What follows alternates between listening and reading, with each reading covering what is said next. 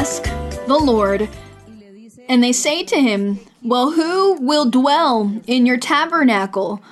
Or who would be dwelling in his holy temple? Because that temple in that time, which was physical, it was representing the temple of God in the future. The temple of God, the Bible says the temple of God is the hearts of men. When God comes in and dwells in the heart of a man or a woman who does God's will, now of course this person does not sin, so then therefore this man, this woman becomes the temple of God.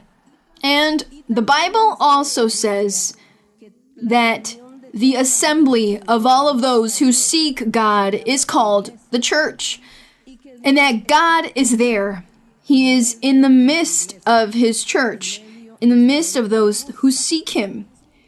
So the question that is then asked to the Lord is, who may abide in your tabernacle, or who may dwell in your holy hill?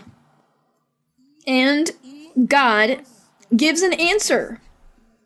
He responds in verse number 2. Please read. He who walks uprightly and works righteousness and speaks the truth in his heart. So God says that it is someone who walks uprightly. I think you understand what it means to walk uprightly. It is not to sin. Now, we already know what the sins are. There are visible sins like adultery, fornication, murders, assaults, kidnapping, etc. There are secret sins like envy, greed, resentment, hatred, quarrels, pride. Those are all secret sins. But all of that is a sin. And all of that, when we know God and when we devote ourselves to him and we decide to do God's will, he changes us. He helps us to change. And our hearts are purged from all of those things. So in our heart, there's no longer any murders, any thefts. There is no fornication, no adultery. There is no longer any pride, resentment. There is no longer a desire to hurt anyone or envy anyone, but love and to be merciful. That is what we begin to harbor in our heart. And so this is what we then call walking uprightly.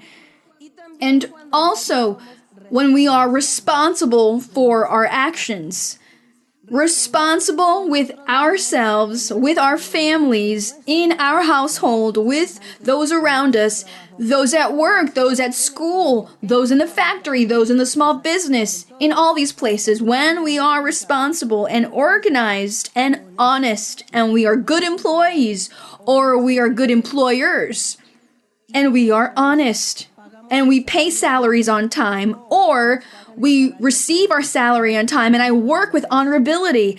This is what we call walking uprightly. That is what we call walking uprightly.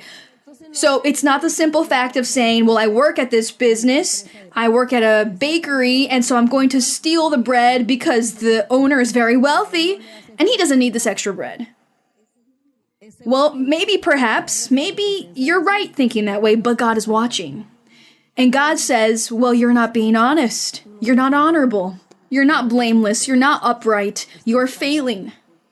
Why? Well, there is a spirit of theft in your heart. To steal bread, it's the same like stealing a horse or a cow, or stealing a TV or any other item that maybe you go into and steal from. It's the same. It's the act, not the amount, nor the value. So that which we call upright is what we should be. We should be careful. And therefore God has called us and gathered us here so that we learn.